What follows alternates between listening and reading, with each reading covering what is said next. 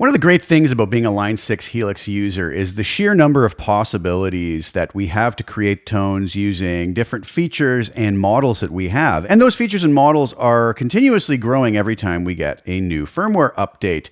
In firmware 3.10, we were given a very interesting block called the retro reel. And this is something I've talked about in some other videos, but I wanted to revisit it today and show how we can utilize this in a manner that some folks maybe didn't realize, and in a very useful fashion to give our new presets or existing presets a little different depth or dimension to them, let's call it. So without further ado, let's dive right over. We're going to be in Helix Native today and see if we can't get this retro reel incorporated into our presets in a way that could give us some interesting new sounds. All right, so here we are in Helix Native. I have a little very basic preset setup here. I just put a little dynamic ambience reverb on with my favorite settings.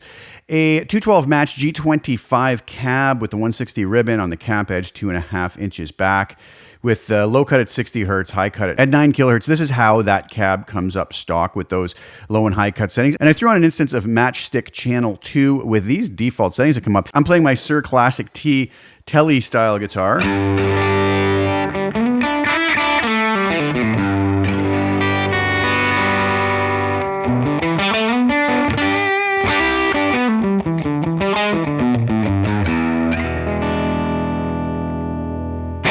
And that's the core tone. Now, we were talking about the retro reel. Now, a lot of folks, myself included, have oftentimes wanted to throw the retro reel maybe close to the end of our signal chain over here. And I could throw that right there, let's say, to add a little bit of tape saturation, because the retro reel is basically a tape simulation model, which can give us some tape saturation and whatnot. Now, I'm going to take the wow and flutter down on the tape. You know, using it in this manner, we have to be very careful, though, because if we take the saturation control and crank this up,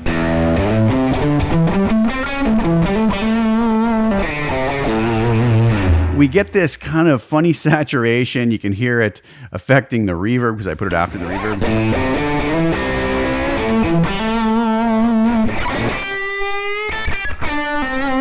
Now, if you wanted that kind of a tone for special effect, there's nothing wrong with that. We can adjust the tape speed.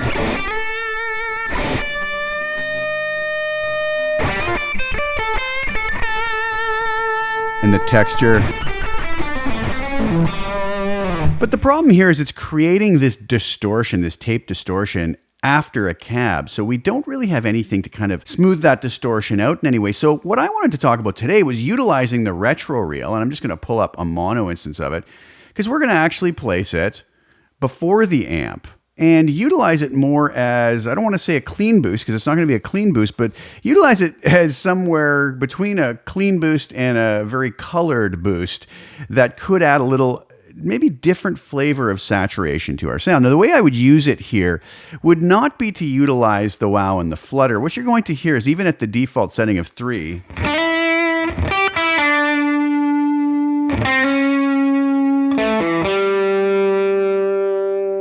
some wobble and pitchiness to the sound. After all, this is a modulation effect. So I take that wow and flutter down to nothing here. And let's just keep the saturation at 0, low and high cut off. We'll keep the tape speed at 15 inches per second and the texture around 6.3, which isn't going to be a big effect anyways unless we have the saturation turned up.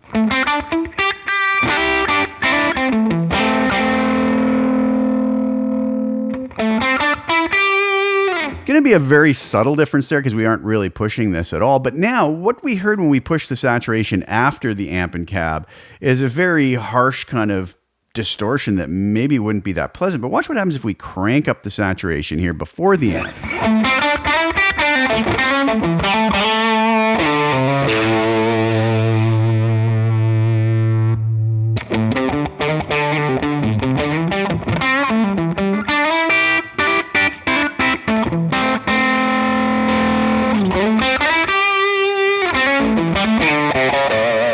Can act kind of as a boost for our amp with a lot of character and vintage vibe to it, which is very, very cool. We can take that, obviously I'm just going to extremes here, and we could do something different with it, maybe just somewhere halfway in between.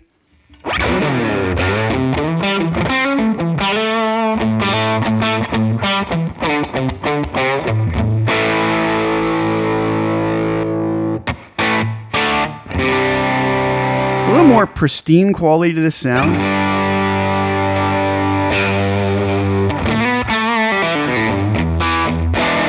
don't know if you notice, it just adds that beautiful vintage vibe to it and kind of gives it a little bit of, shall we say, gooiness to the sound, really depending on the settings. Now, we could even change the tape speed to go down to 7.5 inches per second. It's going to change the character of that type of overdrive.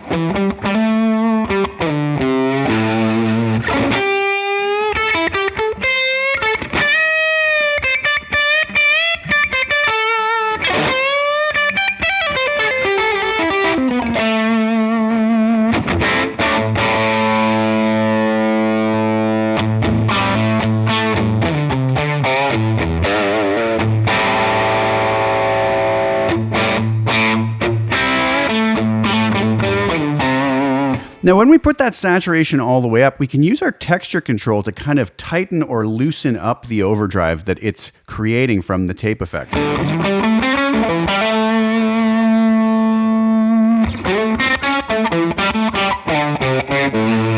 It gets really cool, kind of a squishy bottom end, breaks up in a really different way, almost in an erratic way.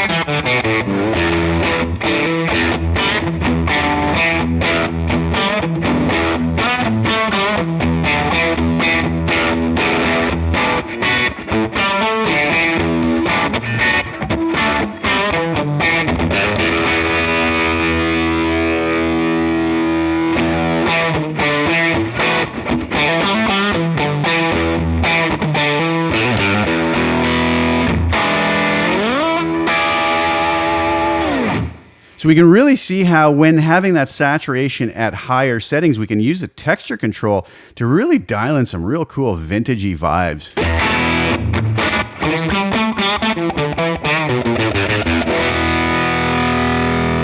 And just to remind us what it's like with it off.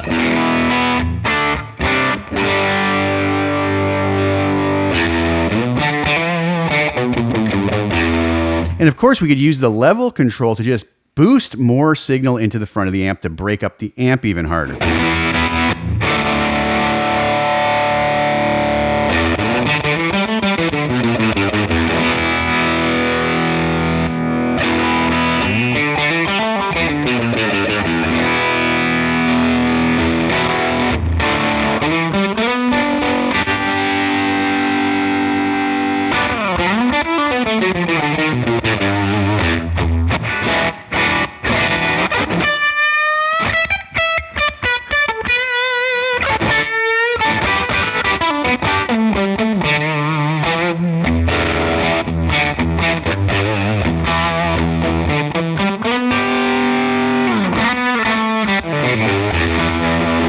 Now, some of these might be very extreme settings, but I could also bring that saturation back, maybe that texture back.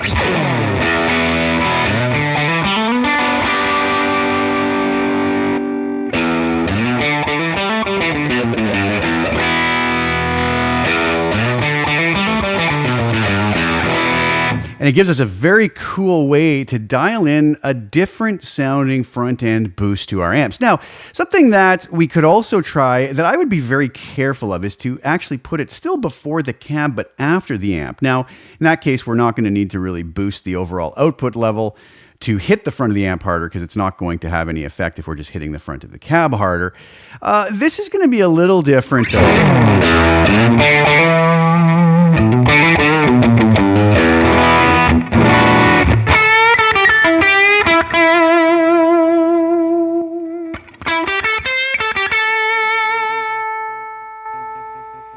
I'm going to actually bring the volume back so we're a little more unity gain here.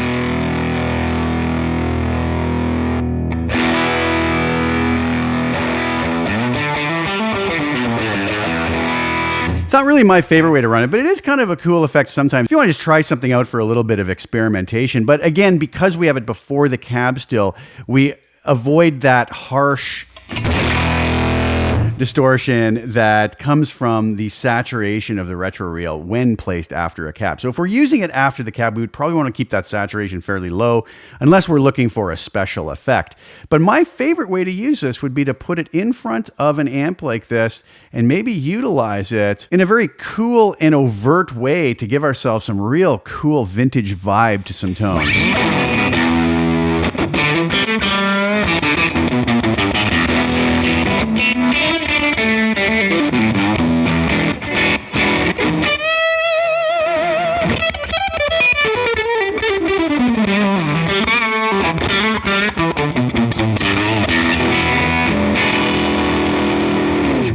So obviously that's not going to be for every situation or for everybody, but what a cool addition we could add to our pedal board with the ability to maybe foot switch that in or out when we want something that's just going to have a little bit more vibe to it. All right, so there you have it. I hope a very cool way to use the retro reel. Like I said, it may not be for everybody and it may not be for every situation, but maybe it's just a way that we never thought of utilizing this incredible block we have. And hopefully this video helps you to maybe go and experiment with it. And I hope it sparks a little bit of inspiration for a new cool riff or song, or just maybe to get one of our existing presets to a different place. And something that I hope will be quite useful for everybody out there. Thank you guys again so much for tuning in. Please like the video and share it with anybody who think we get some use or enjoyment out of watching it. Also, please subscribe to the channel, hit the little bell notification to get notified when I put new content out. I'll be back really soon with some more. Thank you guys again so much for tuning in.